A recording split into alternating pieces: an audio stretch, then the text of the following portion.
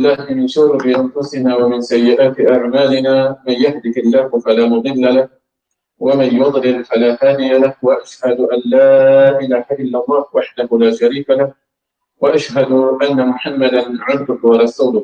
يقول الله تبارك وتعالى في محكم تنزيله: إنما المؤمنون الذين إذا ذكر الله وجلت قلوبهم.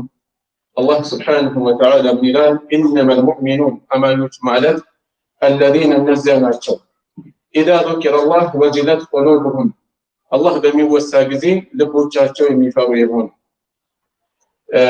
ሰዓቱ አልቋል፣ ብዙ ማውራው ነገር የለም። ነገር ግን በየቦታው አነሰም በዛም ዲናዊ ትምህርቶች እንሰማለን። እየተጠቀምን ነው ወይ የሚለው ማስታወስ ብቻ ነው የፈለኩት። ጥቂት ነጥቦች ነው የማነሳው። إنما المؤمنون أمانيوች ማለት الذين እነዚያ ናቸው إذا ذكر الله الله በሚወሳ ጊዜ وجلت قلوبهم ልቦቻቸው የሚፈሩ።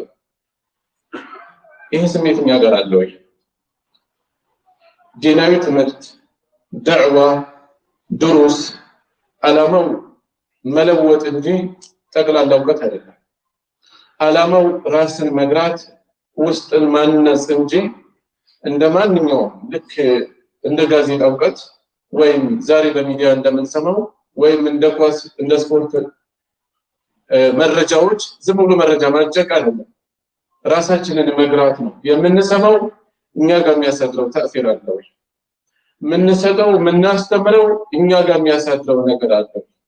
በዚህ ዘመን እስላማዊ ዳዕዋዎች ፍሬያቸው አይዟል፣ ፍሬያቸው ቀሏል። የሚማረው ክፍል ላይ ብቻ አይደለም፣ የሚያስተምረውም ላይ ጭምር ጎልቶ ይታያል። በርካታ ዳዕዋ ላይ ያሉ ወገኖች ጭምር ለሚሰማ አካል የሚያሳቅቁ ነገሮችን ያንጸባርቃሉ። ለምን? በምንሰማው በምንናገረው ነገር ከምንም በፊት እኛ ራሳችን እየተቀየርን አይደለም። አማኝ ማለት እያለ ነው አላህ። አማኞች ማለት الذين إذا ذكر الله وجلت قلوبهم እነዚያ ናቸው አላህ በሚወሳ ጊዜ ልቦቻቸው የሚረዱ የሚፈሩ የሆኑ። ስለ አላህ ስንወራ ስንገሰጽ መፍራት አለን ወይ? መገሰጽ አለን ወይ? አይ ይሄ ነገር እናውቀዋለን ሰምቼዋለን አይነት ነገር ብለን መሰላቸት ጀርባ መስጠት ነው ያለን? የእውነት ልባችን ፍርሃት አለው? የእውነት ልባችን በዚያ ነገር ለመለወጥ ተአሲር ያሳድርብናል? የነብዩ ሰለላሁ ዐለይሂ ወሰለም ሰሐቦች የነበራቸው ገጽታ እንዴት ነበር? ቁርአን ሲቀራ ልቦቻቸው በፍርሃት ይረዱ ነበር። ቁርአን እንደገለጻቸው وإذا تليت عليهم آياته አንቀጾቹ በእነሱ ላይ በሚነበቡ ጊዜ ደግሞ زادتهم إيمانا እምነትን ይጨምሯቸዋል። በምንሰማው ነገር እምነት እንጨምራለን፣ ኢማን እንጨምራለን፣ ኸይር እንጨምራለን፣ ከወንጀል እንርቃለን ወይስ ባለንበት ነው እየቀጠልን ያለን? በዚህ ዘመን ሞት በጣም ነው የበዛው። ድንገተኛ ሞት ጆሮአችን ሞትን እስከሚላመድ ሳናስበው ብዙ ነገር እንሰማለን። ነገ የኛም ተራ ይመጣል። ድንገት እንደዚህ ውጭ ያደርገናል። ጊዜያችንን አናውቀው፣ ቀጠሯችንን አናውቀው። ነገ በጸጸት ጣቶቻችንን የምንነክስበት ጊዜ ሳይመጣ በፊት ዛሬ ራስን ማነጽ ያስፈልጋል። وإذا تليت عليهم آياته የአላህ አንቀጾቹ በሚነበቡባቸው ጊዜ زادتهم إيمانا ኢማን የሚጨምራቸው የሆኑ ሰዎች ናቸው። በምንሰማው ኢማን ጨምረናል ወይ? አላህን መፍራት አዳብረናል ወይ? ከወንጀል ርቀናል ወይ? ሙስሊሙ በተለያየ ንግድ ላይ ተሰማርቷል። አላህን መፍራት አለ እዛ አካባቢ። ሙዓመላታችን አላህን መፍራት የሚንጸባረቅበት ነው። ቤታችን ያለን የትዳር ግንኙነት አላህን መፍራት አለበት። ልጆቻችን በትክክል ተርቢያ እያደረግናቸው ነው? ምን ሁኔታ ነው ያላቸው? ዝም ብሎ መውለድ እበትም ይወልዳል አይደል? መለወጥ ነው ዋናው። ለአኺራ የሚሻገር ስንቅ የሚሆን ልጅ ጥሎ ማለፍ ተርቢያ ሲኖር ነው ይሄ ዋጋ የሚኖር። ስለዚህ وإذا تليت عليهم آياته زادتهم إيمانا وعلى ربهم يتوكلون እንዲሁም በጌታቸው ላይ የሚመኩ ናቸው። ይችን አንቀጽ ብቻ ደጋግመን ብናስተውል ከስንት ሸር እንታቀባለን፣ ስንት ኸይር እንጨምራለን። በስንት አቅጣጫ ልቦቻችንን መግራት የልብ ድርቀታችንን ማከም እንችላለን። ትልቁ ችግራችን ግን በዚህ ዘመን አይበጅም ቀሏል። አላህን መፍራት አንሷል። ሐቂቃ ቀደም ባለው ዘመን ብዙ ሰዎች ኧረ አይበጅም፣ ኧረ አላህ አይወደውም የሚለው ያስደነግጣቸው ነበር። እንኳን ያቀርቶ የተጣሉ ሰዎች ሽማግሌ ተቀምጦ حتى ፍትህ ላይኖረው ይችላል። በቃ በዚህ መልኩ ትታረቃላችሁ ሲባሉ እንግዲህ ምን አደርጋለሁ ከሽማግሌ አልወጣይም ነበር ሰዎች። ፍትህ እንደሌለው እንኳን እያወቁ ባልና ሚስት ተጣልተው ሲያስታርቋቸው ምናልባት አንደኛው በጣም ገፍቷል፣ በድሏል፣ እሷ አልቅሳለች፣ ተበደላለች፣ አንተ ላይ እንዲህ አይነት ጥፋት አይተናል፣ አንቺም ላይ እንደዚህ አይተናል፣ የሁለቱም ይገናኝ አይደለም ሽማግሌ ካለ ተቀብለው ይሄዳሉ ምንም ሳይጎረብጣቸው። ለሽማግሌ አንመች፣ ለተግሳጽ አንመች፣ መከራችን በዛው ልክ በዝቶብናል። የኑሮ ውድነቱ፣ ሰላም ማጣቱ፣ ወጥቶ መግባት ብርቅ እየሆነ ነው ያለው። በየአቅጣጫው የምናየው ፈተና ነው። አላህን ማመስገን የለም። ነጋዴው ገበያ ላይ ተሰማርቶ ሁሌ ማማረር ነው። አልহামዱሊላህ ማለት ቀንሷል። በጌታ ላይ መመካት፣ በአላህ ላይ መመካታችን በጣም ሳስቷል። በራሳችን አጉል ብልጠት ላይ ነው የምንጠለጠለው። ይሄ እንዳይሆን ወደ ራስ መመለስ ያስፈልጋል፣ ተግሳጽ ያስፈልጋል፣ ወደ መስጂድ መቅረብ ያስፈልጋል።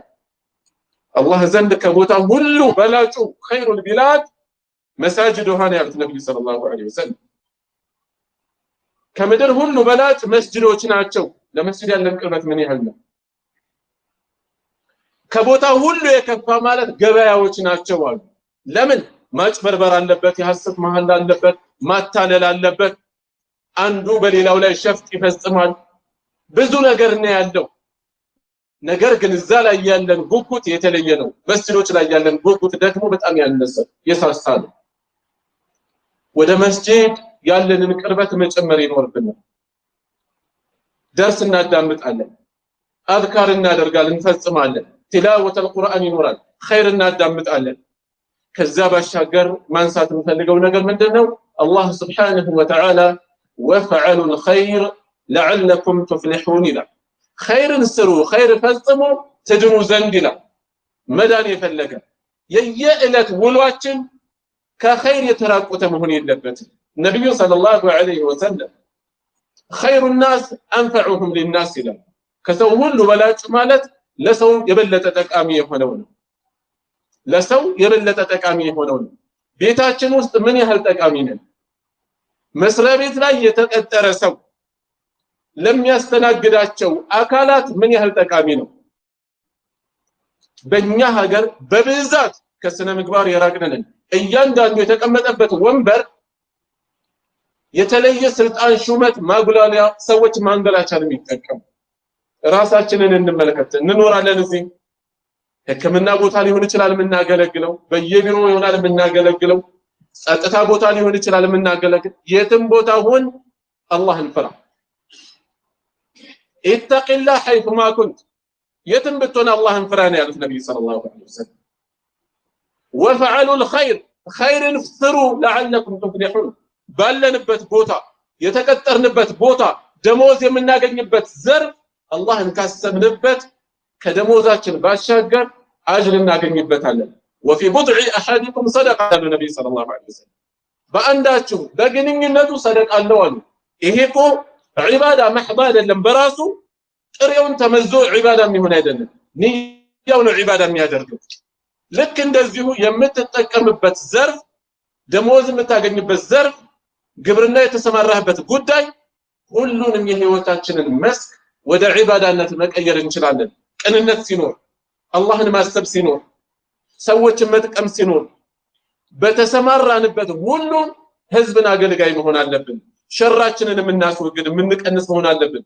ነብዩ ሰለላሁ ዐለይሂ ወሰለም ወአድናሃ ኢማጠቱል አዛ ዐን ጠሪቅ ይላሉ። ስለ ኢማን ሲያትቱ ዝቅተኛው የኢማን ቀንዘል አንዱ የኢማን ቀንዘል ብለው የጠቀሱት ከመንገድ ላይ አስቸጋሪ ነገር ማስወገድ ነው አሉ። ምን አለው በውስጡ? ሰዎችን መጥቀም አለው ጉዳት እንዳይደርስባቸው መጠንቀቅ በየዘርፉ ሰዎችን ለመጥቀም መንቀሳቀስ ራሱን የቻለ ሰደቃ ነው وأن تعدل بين اثنين صدقة إلى النبي صلى الله عليه وسلم በሁለት ሰዎች መካከል በፍትህ ማስታረቅ ሰደቃ ነው ለምን ጥቅም ነው እየሰጣቸው ያለ ፋይዳ ያለበት ቦታ ሁሉ ዲናዊ ሊሆን ይችላል ዱንያዊ ሊሆን ይችላል ሰዎችን የምታገለግልበት ሁሉ ሰደቃ ነው والله في عون العبد الله ባሪያውን በመርዳት ላይ ነው ባሪያውን ይረዳል ما كان العبد في عون اخيه ባሪያው ወንድሙን በመርዳት ላይ እስከሆነ ይሄን ያስካለው ድረስ የአላህ እርዳታ ከሱ ጋር አለ ይሄ ሁሌም ከውስጣችን መጥፋት የሌለበት ነጥብ ነብዩ ሰለላሁ ዐለይሂ ወሰለም ምን ይላሉ الساعي على الأرملة والمسكين ባል ወደ ሞተባቸው ወይም ባል የሌላቸው አጋዥ የሌላቸው ሴቶች ላይ እንደዚሁም ምስኪኖችን በመርዳት ላይ የሚተጋ የሆነ ሰው ከልሙጃሂድ في سبيل الله በአላህ መንገድ ላይ እንደሚታገል እንደሚፋለም ሰው ነው በአላህ መንገድ ላይ መታገል ያለው ፈድል የምናውቀው ነው ልክ እንደዛ የተለየ ፈድል አለው እንዲያውም ከዛም አልፈው كالقائم الليل ليلة እንደሚቆም በሶላት والصائم النهار ቀን እንደሚጾም ሰው ነው ሌት ከቀን በዒባዳ እንደሚያሳልፍ ሰው ለሰዎች መልካም መዋል የአእምሮ ሰላም አለው የልብ ረፍት አለው አላህ ዘንድ ትልቅ ደረጃን ያጎናጽፋል خير الناس انفعهم للناس በየተሰማራንበት ቦታ ሁሉ ለሰዎች መልካም እንጂ ክፉ እንዳንሆን መጣር አለብን ለምን ታክሲ ላይ ተሳፍራ አይሆንም አቅመ ደካማ መጣ ወንበር ልቀቅ ጎረምሳው ወንበር ይዞ ጸጉሩን እየፈተለ ተቀምጦ አዛውንቶች እየተንገዳገዱ ተጠግተው ይሄዳሉ የሚያሳፍር እኮ የሞራል ዝቅጠት እንዲህ ቀላል የሚመስሉ ነገሮችን ችላ ማለት የልብ ድርቀታችን በያጣጫው ሰፍቶ ነው ዛሬ ዝርፊያን ሰው ማገትን ቢዝነስ እንጀራ ያደረገ ትውልድ የመጣው ነፍሳችንን በትንሽ በትልቁ ብንገራው እዚህ አይደርስም ከትልቁ በፊት በትንሽ ስናቆመው ትልልቁን የበለጠ ይጸየፋል ዒባዳዎችን እናስተውላቸው እናስተንትናቸው ነብዩ ሰለላሁ ዐለይሂ ወሰለም ወሳኝ የሆኑ ዒባዳ ዘርፎችን ይናገራሉ ግዴታ ይሁን ሶላትን እንውሰድ ለምሳሌ 5 ወቅት ሶላቶች አሉ ከዛ ባሻገር ነዋፊል አለ አይደል እነዚህ ነዋፊሎች ምንድነው ፋይዳቸው ጾምን እንውሰድ የረመዳን ጾም ግዴታው አለ ሌሎች ትርፍ የጾም አይነቶች አሉ በጣም የተዘናጋንባቸው ምንድነው ፋይዳቸው የዒባዳ መስኮች እያንዳንዳቸው ተጨማሪ የሆነ ፈضል አላቸው ነዋፊል ዒባዳዎች ምን ፋይዳ አላቸው ሶስት ወሳኝ ፋይዳዎችን ማንሳት እንችላለን አንደኛ ደረጃ ከፍ ያደርጋሉ ሁሉም ፈርድ የሆነ ዒባዳ መፈጸምና ተጨማሪ ነፍሎችን መፈጸም አንድ አይደለም ይለያያል ከዛ ባሻገር የጎደለውን እንሞላለን ፈርዱን ስንፈጽም በተለያየ አቅጣጫ ያጎደልነው ይኖራል ጾም ሊሆን ይችላል ሶላት ሊሆን ይችላል ሐጅ ሊሆን ይችላል ዘካ ሊሆን ይችላል የተዘናጋንበት የፈጠርነው ክፍተት ባላሰብነው አቅጣጫ የፈጠርነው ክፍተት ሊኖር ይችላል ማካካሻ መጠገኛ ይሆንናል ምን ፈጽመው ትርፍ ዒባዳ ከዛ ባሻገር ሌላ ምን አለው ድንበር ያስጠብቃል ማለት ምንድነው ሶላት የሚተው ሰዎችን እንዲያውም ከዛ እንለፍና ከዲን الاسلام የሚወጡ ሰዎችን እንመልከት በአንድ ለሊት እኮ አይደለም የሚወጡት እኛ የመጨረሻውን ቅጽበት ነው የምናየው ከዛ በፊት ተሸራርፈው አልቀዋል ከዛ በፊት ርቀዋል እኛ የመጨረሻውን ነው የምናየው ከዛ በፊት ሶላት ቀርቷል ከዛ በፊት ዘካ ቀርቷል ከዛ በፊት በርካታ ወንጀሎች እየተፈጸሙ ነው ያሉ ርቋል መጀመሪያ ሰውዬው እኛ የመጨረሻውን ነው የምናየው ሶላት የሚተው ሰው እንዴት ነው የሚተው በአንድ ጊዜ ላይ ተው ይችላል በአብዛኛው ነዋፊል ጨምሮ ሲሰግድ የነበረ ከአዛን በፊት መስጂድ ሲገኝ የነበረ ሰው እየተዘናጋ አዛን ከተደረገ በኋላ እየተዘናጋ አንድ ረካዓ ሁለት ረካዓ ያለፈው እየተዘናጋ ቤቱ መስገድ ይጀምራል እየተዘናጋ ሰዓቱ ሊያልፍ አካባቢ ይቀጥላል እየተዘናጋ አንዳንዲ ሶላት ማሳለፍ ይጀምራል እያለ ጥርግ አድርጎ እያለ ወዴት ነው የሚሄደው? ኩፍር ላይ ጠቅልሎ ጓዙን ጠቅልሎ የሚወጣው ሰው እነዚህን ርቀቶች አቆራርጦ ነው እዛ የሚደርሰው። ልክ እንደዚሁ መልካም ስራዎችን ባበዛን ቁጥር ሰደቃዎችን ተመልከቱ። ምስኪን ላይ መስጂድ በር ላይ በየጎዳናው ላይ ምስኪን ስናገኝ ጣል የምናደርጋት ልባችን ላይ ተአሲር አላት። የማዘን የእዝነት የርህራሄን እሴት ከውስጥ ታዳብራለች። ደንታቢስ ስንሆን የተጎዳ ሰው እያየን ጆሮ ካልሰጠው ቦታ ካልሰጠነው ምንም ካልሰጠነው ይሄን እንዲህ አይነት በዚህ ደረጃ የሆነ ሰው ከዘካው የመራቅ ዕድሉ ሰፊ ነው። ለሰው መቆርቆር በኸይር ስራ ላይ ትንሽ ትልቁ ላይ መገኘት የሁል ጊዜም ትኩረታችን መሆን አለበት። ነብዩ ሰለላሁ ዐለይሂ ወሰለም ኸይር ስራን እንዳንንቅ ነው ያሳሰቡን። አንድ ሴት ለጎረቤቷ የምትሰጠው የፍየል ኮቴ ምን አለው? እሱን እንኳን ከመስጠት እኮ እንዳንጎዝና ያሳሰቡን። ኩሉ መዕሩፊን ሰደቃ፣ መልካም ነገር ሁሉ በአጠቃላይ ሰደቃ ነው የተባለው። ስለዚህ በየትኛውም ዘርፍ ላይ ቆመን ተቀምጠን ለኛ ምን በለታችን ያስመዘገብነው ኸይር አለ የሚለውን ማሰብ አለብን። ያንን ሐዲስ እናስታውስ። ነብዩ ሰለላሁ ዐለይሂ ወሰለም እያንዳንዱ ነፍስ እያንዳንዱ የአካል ክፍል መገጣጠሚያ ፀሐይ በምትወጣበት ቀን ሁሉ ምን አለበት ነው ያሉት? ሰደቃ አለበት። ምንድነው በውስጡ ያለው? ዋጅብ አይደለም። ዋጅብ እንዳልሆነ የሚጠቁመን ምንድነው? በምን ይካካሳል? ለፍዙ እኮ በዛሂሩ ስናየው ውጁብን ነው የሚያሳየው። ነገር ግን ዋጅብ አይደለም። የዑለማዎች አያያዝ ይሄን ይጠቁመናል። ከዛ ባሻገር ዋጅብ እንዳልሆነ የሚጠቁመን ሌላ ነገር አለ። ምን በመናካክሰዋለን? ይሄን ሁሉ በሰላተ ዱሃ ዋጅብ አይደለም። ሰላተ ዱሃ ዋጅብ አይደለም። በዛ መናካክሰው ነው። ከመሆኑም ጋር ግን ምን አለው? በየለቱ ነው የተባለው። በየለቱ ውሏችን ከኸይር የተራቆተ መሆን እንደሌለበት የሚያስታውስ አላርም ነው ይሄ። ውሏችን አጠቃላይ ከኸይር የተራቆተ መሆን የለበትም። ትናንት ውሏችን እንዴት ነበር? ምን ኸይር ነበር? ምን ተጨማሪ ነገር ውለናል አሳልፈናል? ዛሬ ምን ሰርተናል? ነገስ ውሏችን ከኸይር የተራቆተ መሆን የለበትም። ለሌሎች በተለይ መልካም መዋል ኸይሩኩም መን ተዓለመ አልቁርአን ወዐለመሁ። ነብዩ ሰለላሁ ዐለይሂ ወሰለም ኡማ ህዝብ ለመጥቀም እኮ ነው ያን ሁሉ መከራ ያዩት፣ ያን ሁሉ ፈተና ያዩት። ጣይፍ የሄዱትን እስኪ ያስታውሱ። ጣይፍ ሄደው ያ ሁሉ መከራ ደርሶባቸው ሲመለሱ እንዲያውም እናታችን ዓኢሻ ረዲየላሁ ዐንሃ ምን ትላለች? የሑድ ዘመቻ ላይ ጥርሳቸው ተሰብሯል፣ ራሳቸው ተፈንክቷል፣ ደማቸው በፊታቸው ላይ ፈሷል። ይህ ሁሉ ደርሶባቸዋል። ከኡሑድ ፈተና የከፋ የደረገጠመህ ነገር አለ ወይ ብዬ ጠየቅኳቸው አለች። ነብዩ ሰለላሁ ዐለይሂ ወሰለም እኛ የምናስበው ላይኖረን ይችላል፣ ከዚህ የከፋ ታሪካቸው ለብዙ ላይታየን ይችላል። እሳቸው ግን አነሱ ጣኢፍ ላይ የገጠመኝ ነው አሉ። እሳቸው ጣኢፍ ላይ ጥገኝነት ከለላ እንኳን ጠይቀው ለማንም የሚሰጡት ከለላ አልተሰጡም። የሚሰጣቸው ነው ያጡት። ቀርነል መናዚል ስደርስ ነው የት እንዳለ ያወቁት አሉ። የገጠማቸውን ሐሳብ ጭንቀት ምን ያክል እንደሆነ አስቡት። በጣም የሚደንቀው ነገር ደግሞ ይሄ ነገር መካ እያሉ የተከሰተ ነው። የሑድ ዘመቻ መዲና እያሉ በሶስተኛው ዓመት የተከሰተ ነው። በሁለቱ ክስተት መካከል ሰፊ ዘመን አለ። ዓኢሻ መቼ እንደጠየቀቻቸው ማናውቅ ይሄን ሁሉ ዘመን አላወቁት። ይሄን ሁሉ ዘመን በህይወታቸው ከባዱ የገጠማቸው ክስተት ከመሆኑ ጋር ግን አላወሩትም። እፍና አድርገው ዝም ነው ያሉት። እኛ ብንሆን ትንሽ ነገር ከሚስቱ ጋር ተጋጨው ወጥቶ ለጓደኛው ያወራል።